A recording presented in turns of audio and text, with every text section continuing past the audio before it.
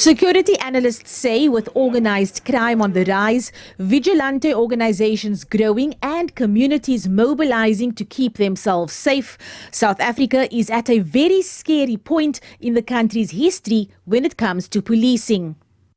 A new minister must take the goodwill on the part of the community. He must take hands. This was only done in 1994 when there was that extensive consultation, 1995, with communities around the country to develop that national crime prevention strategy.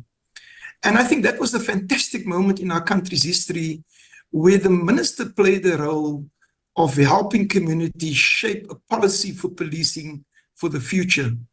And in this case, I think our minister must go back to the drawing board, or a new minister must go back to the drawing board and reconsult with our community structures.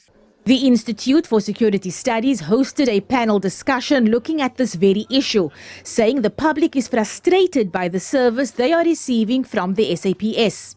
One analyst says while the minister should shape the SABC into a professional service, one person alone cannot fix the current state of policing and crime in the country.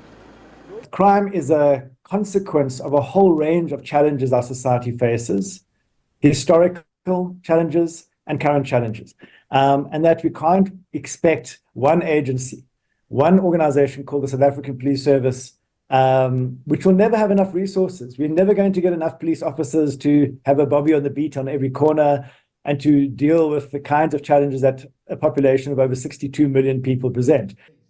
Members of Parliament serving on the Police Portfolio Committee, who conducts oversight of the SABC, have also given their opinions of what kind of police minister the country needs. Crime remains a serious socio-economic problem in South Africa, and ministers play a critical role in guiding and proposing policy direction to eradicate crime. Our ministers throughout the 30 years of democracy have done well in this respect. But fighting crime is not the sole responsibility of one person or one entity.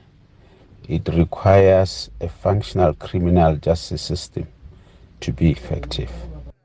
Opposition parties say it's vital that the police minister understand his role. The South African police service must urgently be transformed and another policing model adopted. The main focus should firstly be on crime prevention and secondly on the investigation of crime. The SABs are dismally failing on both. To be a Minister of Police in South Africa, you have to have the qualities of integrity, honesty, hardworking, and you must ensure that you do have the respect not only of the public of South Africa, but also of the members of the South African police services. Furthermore, you must ensure that it is in the best interest of the people of South Africa and not in the best interest of a specific political party to enforce law in South Africa. If that is the approach of a minister for police, then he or she will be successful in fighting and curbing crime in South Africa. Panelists taking part in the discussion agree that many role players need to get on board and come up with practical ways to clamp down on crime. They say new thinking with more strategic and targeted policing is needed. They say the police minister must be able to give direction and be the executive oversight without getting involved in operations and allow operational experts, seasoned policemen and women, to deal with the everyday running of the service. Abra Barbia, SABC News, Parliament.